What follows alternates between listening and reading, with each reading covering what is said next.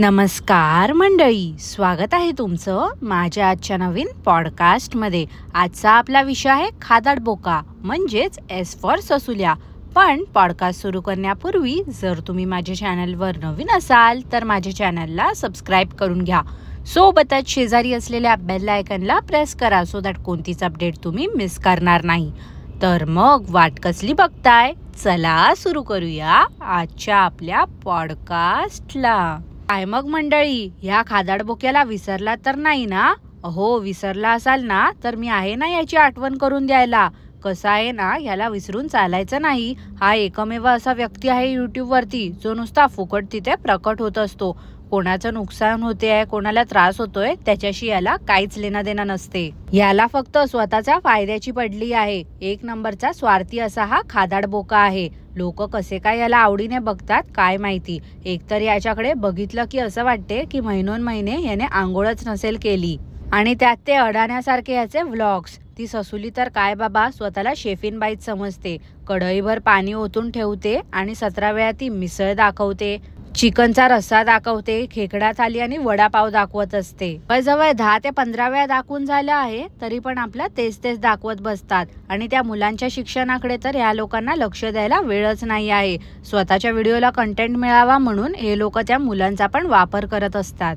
त्यांनाही घेऊन जातात स्वतःसोबत व्हिडिओ शूट करायला, फुकटच्या रेस्टॉरंटमध्ये, हॉटेल्समध्ये। वर सांगणार काय तर मुलांना सुट्टी होती म्हणून त्यांना घेऊन आलो आहे। रिकाम्या वेळेत ना हा ससूला हेच करत असेल, कुठे काय फुकटचं मिळते का खायला प्यायला राहायला आणि कोण बोलवतंय का याची वाट बघत। लोकांनी बोलवलं या आमचं प्रमोशन करायला की चालला बॅग भरून बायका पोरांसोबत। आता मागे एवढा हा ससूला गेला होता महाबळेश्वरला बायको आणि मुलांना घेऊन, तर मग भावाला आणि त्या जन्मदात्या आईला का बरं घेऊन गेला नाही हा? एवढं त्या लोकांचा हा फुकट्या स्वतःच्या कॉन्टेंट साठी म्हणून यूज करत असतो। मग न्यायचं ना त्यांना पण, थोडे एक्स्ट्रा पैसे भरून नेऊ शकलाच असता हा, पण नाही, याला नुसतं त्या ससुली आणि मुलांना न्यायचं होतं। भावाला आईला नेलं असतं तर मग कांदे बटाटे मसाल्याची विक्री कोणी केली असती ना, म्हणून याने त्या लोकांना घरीच ठेवलं। नॉनव्हेज साठी हा ससुला 7 समुद्रा पलीकडेही जायला तयार आहे।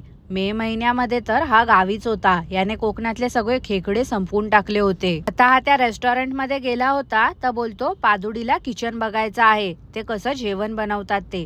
तो पादुडी 1ली 2री मध्ये पण नाही आहे मंडळी। आणि तुम्हीच विचार करा ना, तो बोलेल का या फुकट्याला की चल मला किचन बघायचंय म्हणून? त्याला काय समजणार आहे त्या किचन मध्ये काय करतात नि काय नाही? कसं आहे ना, या फुकट्यालाच त्या किचन मध्ये जाऊन रेसिपी बघायची होती म्हणून याने त्या मुलाला पुढे केलं होतं।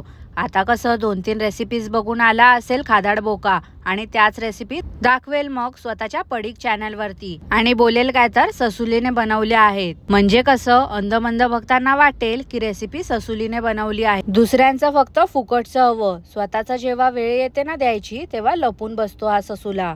कसे काय हे लोक राहतात काय माहिती एवढं दुसऱ्यांच्या ऋणामध्ये। कुठेही हा ससूला खायला गेला ना की त्या रेसिपीची अशी माहिती देतो जसं काय हा स्वतःला फूड व्लॉगरच समजतोय। जेवढं काही त्या मेन्यू मध्ये दिसते ना तेवढं सगळं याच्या टेबलवरती असते, कारण का तर याला थोडीच पैसे द्यायचे आहे। हा तर सो कॉल्ड फेमस युट्यूबर आहे ना। आता फेमस कसा झाला हे तर तुम्हाला सगळ्यांना माहितीच असेल मंडळी। अहो तेच चिपळूण फ्लड स्कॅम, त्यामुळेच तर हा ससूला फेमस झाला होता। गोरगरिबांचा पैसा घेऊन मदत करण्याचं नाटक करत होता आणि लोक तर काय बाबा साधी भोळी आहेत। त्यांना वाटलं की हा ससूला खूप चांगला माणूस आहे, पण दिसतं तसं नसतं ना हो मंडळी, म्हणून तर जग फसतं। त्या ऐकायला जाऊन पण उगाच स्वतःची नसलेली अक्कल पाजत असतो। घ्यायचं तर या फुकट्याला काहीच नसतं, पण नाही दाखवणार असं की लाखोंची शॉपिंग करायला गेला आहे। रस्त्यावरून एक बस जात होती तर त्यांनी हॉर्न मारला तर त्यावरती बिंडोक माणूस बोलतो काय तर, पादुडी बस बघ कशी ओरडते, पॉपॉ पॉपॉ पॉ। ससुल्या एवढंच रे, एवढंच करू शकतोस तू। त्या मुलांना काहीतरी चांगलं शिकवायचं, त्यांच्या ज्ञानात भर पाडायची, तर नाही ते तुला जमणार नाही। तू काय त्यांना दाखवतोयस तर बस कशी हॉर्न मारते। वाईट वाटतं रे त्या मुलांचं खूप मला, कशा मूर्खांच्या घरात त्यांनी जन्म घेतलाय। आणि हो, त्यांना काहीतरी शिकवण्याआधी तुला तरी 1 पैशाची अक्कल हवी की नको? तुलाच आपला इतिहास नसेल माहिती, तू काय त्यांना शिकवणार आहेस? मंडळी, एखाद्याने किती गचाळपणा करावा सांगा तुम्हीच मला जरा आता। त्या मुलांना हा गार्डन मध्ये घेऊन गेला होता, तिकडे झाडाखाली लोळत पडला होता हा ससूला. कसा मेंगळट माणूस असेल ना यार. शी म्हणजे असं कोण झोपते का कुठेही जाऊन? घर कमी पडत होतं का या ससूल्या, म्हणून तिथे झाडाखाली गेला होता लोळायला. आता आज हा त्या गार्डन मध्ये झोपायला गेला होता. उद्या हा त्याच्या घराच्या इथे मेट्रो स्टेशन आहे, तिथे खाली जाऊन झोपेल. काय तर म्हणे वामकुशी घेतोय. कुठून येतात रे देवा अशी माणसं. याच्या आणि शिक्षणाचं लांब लांब पर्यंत काहीच संबंध नसेल मला वाटते. ऐक्याला जाऊन पण कसे वागत होते यार. थोडं तरी माणसासारखं वागावं की नको याने. म्हणजे हा स्वतःला एवढा युट्यूबर समजतो, मग तेवढं स्वतःचं स्टेटस जपून तरी वागायचं ना याने. तिकडे जाऊन याची किंमत किती, त्याची किंमत किती, याची किंमत किती, त्याची किंमत किती, एवढंच करत होता. आता तिकडे कसं हा युट्यूबर आहे की कोण आहे विचारणार नाही ना याला. याला हे चांगलंच माहिती होतं, म्हणून उगाच तिकडे जाऊन प्राइस दाखवत सुटला होता. ससूल्या राहू दे रे राहू दे. आजकाल ना पूर्ण दुनिया ऍडव्हान्स झाली आहे. सगळ्यांना सगळं माहिती आहे. त्यासाठी तुला एवढे कष्ट घेण्याची गरज नाही बाबा. तू ना एक काम कर, घरातच बस आणि तुझा तो कांदे बटाटे मसाला विकत बस. अरे तेवढंच जमणार आहे तुला. तसं पण ससूल्या तो मसाला काय तू स्वतः बनवत नाही ना, कुठून तरी विकत घेतो आणि स्वतःचा फालतू कांदे बटाटे मसाल्याचा लेबल चिकटवतोस. तिकडे टेबल मॅट दाखवून बोलतो ह्याचे रेट पण छान आहेत. ह्यात छान काय हो मंडळी. 400 रुपयाचा टेबल मॅट दाखवून बोलतो छान आहे रेट. जे स्वस्त दिसेल ते छान आणि जे महाग दिसेल त्याला विनाकारण नावं ठेवायची. म्हणजे आवडलं नाही दाखवायचं, म्हणजे कसं घेण्याचा प्रश्नच निर्माण नाही होत ना.